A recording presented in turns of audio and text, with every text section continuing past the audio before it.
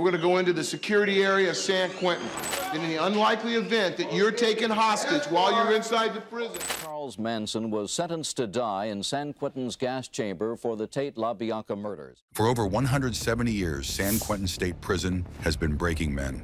It's California's oldest prison and America's most feared. But here's the question that terrifies everyone who enters those gates. How do you survive? Today, we're going inside America's most notorious maximum security prison. San Quentin isn't just any prison.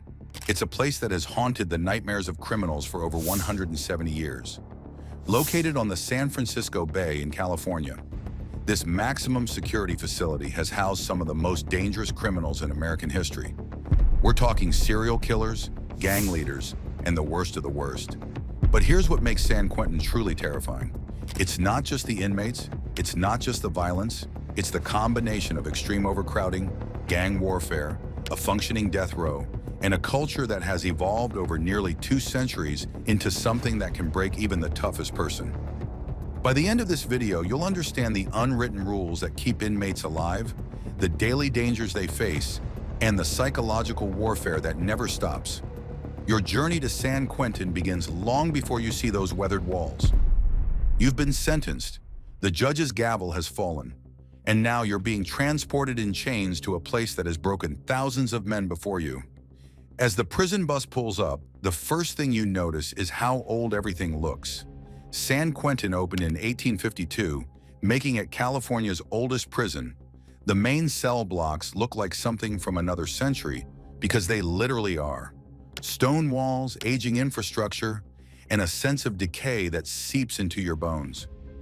You're processed through reception. They take everything. Your clothes, your identity, your dignity. You're given a number. That's who you are now, not a name, a number. You're strip-searched, deloused, and given your prison blues. Then comes the classification process. This is crucial. The prison authorities need to figure out where to house you. Are you affiliated with a gang? What's your crime? Who are your enemies? One wrong placement, and you could be dead within hours. Gang members are separated when possible. But in a prison as overcrowded as San Quentin, that's not always feasible. Here's something most people don't know. San Quentin was designed to hold about 3,000 inmates. At its peak, it held over 5,000. Imagine sardines in a can, but those sardines all hate each other, and some of them want to kill you. That's the reality. The moment you step onto the yard or enter your cell block, you need to understand one critical thing. San Quentin has its own government. It's not run by the guards. It's run by the inmates, specifically by the prison gangs. There are 4 major power players inside San Quentin: the Mexican Mafia, the Aryan Brotherhood, the Black Guerrilla Family, and the Northern Structure. These aren't just gangs. They're sophisticated criminal organizations with hierarchies, rules, and brutal enforcement mechanisms. It's like the black area over there, the Norteño area over there, white area over here, Indians over there. When you arrive, if you're not already affiliated, you'll face immediate pressure. The gangs will approach you. They'll size you up. They want to know, are you useful? Can they trust you? Are you a threat? Your race often determines which gang approaches you first, and saying no isn't always an option. But here's the catch. Joining a gang offers protection, but it also puts a target on your back. You're now an enemy of every other gang. You're required to follow orders, which might include assaulting or killing other inmates. And once you're in, there's often only one way out: death. If you choose to go solo, you're on your own. No backup, no protection. You have to be smart, stay alert, and never show weakness. Some inmates manage this by keeping their heads down and staying invisible. Others earn respect through their reputation before arriving. Then there's protective custody, or PC. This is where inmates who can't survive in the general population go. But even PC has its own dangers and social stigma. Let's walk through a typical day at San Quentin, because understanding the routine is crucial to survival. You wake up at 5:30 a.m. to the sound of metal doors sliding open and guards shouting count. Count happens multiple times a day. Everyone stands at their cell door to be counted. Miss count and the entire prison goes on lockdown until you're found. Breakfast is served around 6 a.m. The food at San Quentin is notoriously bad.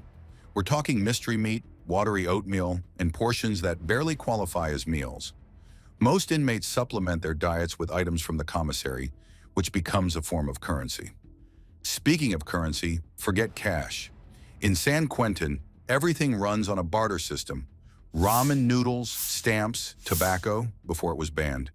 And now other items have become the money of the prison economy. If you owe someone and can't pay, that debt can cost you your life. After breakfast, depending on your assignment, you might go to work. San Quentin has various jobs: kitchen duty, laundry, maintenance, or prison industries. These jobs pay pennies per hour, literally, but they're valuable because they give you access to areas of the prison, potential contraband, and a way to break up the monotony. Then there's yard time. This is when things get real. The yard is where gangs congregate, where deals are made, where violence erupts. You need to know where to stand, who to avoid, and how to read the atmosphere. A change in tension in the yard can mean a riot is about to break out. Lunch and dinner follow similar patterns. Between meals, there might be education programs, religious services, or just long hours locked in your cell. San Quentin has some positive programs, including college courses and rehabilitation efforts, but access is limited.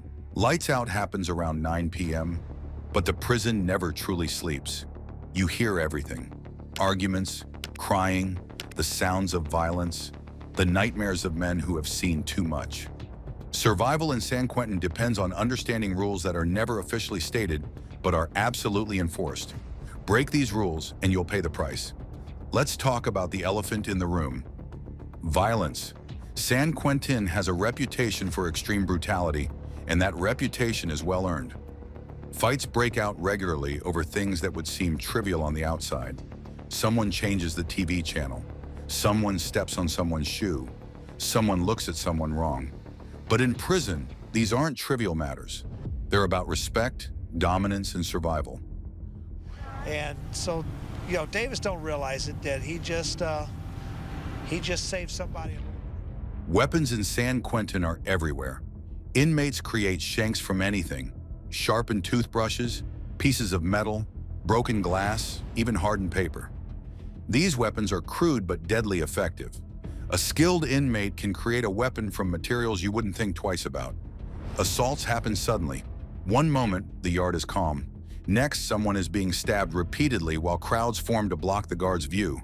The speed and coordination of prison violence is terrifying. Within seconds, the deed is done, and the weapon has disappeared. Riots are even worse. When tensions boil over, the entire prison can erupt. Inmates set fires, take hostages, destroy property, and settle old scores. Guards retreat to safe zones, and for hours or even days, the inmates control the prison. The aftermath leaves injuries, deaths, and a prison on lockdown for weeks. Then there's the violence you don't see: sexual assault, extortion, psychological torture. Weaker inmates are targeted and victimized. The guards can't be everywhere, and even when they know what's happening, proving it is difficult when victims won't talk. San Quentin's death row adds another layer of darkness. California has over 600 inmates on death row, and many of them are housed at San Quentin. The execution chamber is a reminder that the state itself participates in the violence, though executions have been rare in recent years due to legal challenges. Physical survival is only half the battle. The psychological impact of San Quentin is what truly breaks people. Imagine being locked in a small cell for 23 hours a day. The isolation drives people insane. Hallucinations, paranoia, depression, and anxiety become constant companions. Suicide attempts are common, and the mental health resources are inadequate for the population. Then there's the constant stress. You can never fully relax. Even in your cell, you have to sleep with one eye open. Trust no one. Every interaction is a potential threat. This level of hypervigilance takes a massive toll on your mental health. Time moves differently in prison. Days blur together. Months become years. Decades disappear. Long-term inmates describe a kind of mental numbness that sets in. You go through the motions, but you're not really living. You're existing. Many inmates develop coping mechanisms. Some turn to religion. San Quentin has active religious programs, and for some, faith becomes their anchor. Others dedicate themselves to education or creative pursuits. Art, writing, and music provide escapes from brutal reality. But some can't cope. They deteriorate mentally. They become shells of who they were. The prison has a special housing unit for inmates with severe mental health issues, but it's overcrowded and understaffed, like everything else. The psychological warfare between inmates is constant. Mind games, manipulation, and intimidation are daily occurrences. You have to be mentally tough, or you'll be broken down and exploited. Despite its brutal reputation, San Quentin has something many prisons lack: genuine rehabilitation programs. This might sound contradictory, but it's true. San Quentin hosts the Prison University Project, where inmates can earn college degrees. Education has proven to be one of the most effective tools for reducing recidivism. Inmates who participate in these programs have something to work toward, a goal that extends beyond just surviving another day. There's also a program called San Quentin News, a prison newspaper written and produced by inmates. It gives participants journalism skills and a voice. Former inmates who worked on the newspaper have gone on to successful careers in media. The prison has victim offender education groups where inmates confront the harm they've caused. These sessions are emotionally brutal, but transformative for many participants. Facing your victims or hearing from people like your victims forces a reckoning that some inmates never experience otherwise. There are also dog training programs where inmates work with rescue dogs. These programs teach responsibility and empathy while providing emotional benefits. For many inmates, these dogs are the first creatures they've cared for in years. But here's the harsh reality. Access to these programs is limited. Not everyone gets in. You need good behavior, you need to be in the right classification, and you need to be lucky. For every inmate benefiting from rehabilitation, dozens more are stuck in the cycle of violence and despair. The question becomes, can you survive San Quentin and come out better? The answer is yes, but it requires extraordinary discipline, luck, and access to opportunities that many will never receive. Let's say you survive. You serve your time. You navigate the violence, the politics, and the mental warfare. The day comes when you're released. What happens then? Walking out of San Quentin is surreal. Inmates describe feeling overwhelmed by simple things: the open sky, colors, choices. Prison creates a kind of institutional dependency.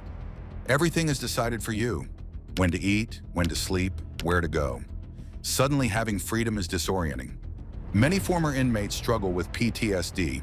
The hypervigilance doesn't just turn off. You're constantly scanning for threats, uncomfortable in crowds, unable to relax. Sleep disorders are common. The trauma of prison stays with you. Then there's the practical challenges: finding work with a criminal record, rebuilding relationships with family, staying away from old influences. The recidivism rate is high because the outside world is hostile to ex-convicts. Many end up back inside, sometimes because they committed new crimes, sometimes because they violated parole. But some make it. They use their time in San Quentin as a turning point. They take advantage of programs, they make genuine changes, and they rebuild their lives. These success stories are rare but real. They prove that even the worst circumstances can lead to redemption. The men who successfully transition out of San Quentin often become advocates for criminal justice reform. They speak to at-risk youth. They work with rehabilitation programs. They try to ensure others don't make the same mistakes they did. What surprised you most about San Quentin? Let us know in the comments below, and if you want more deep dives into topics like this, subscribe and turn on notifications.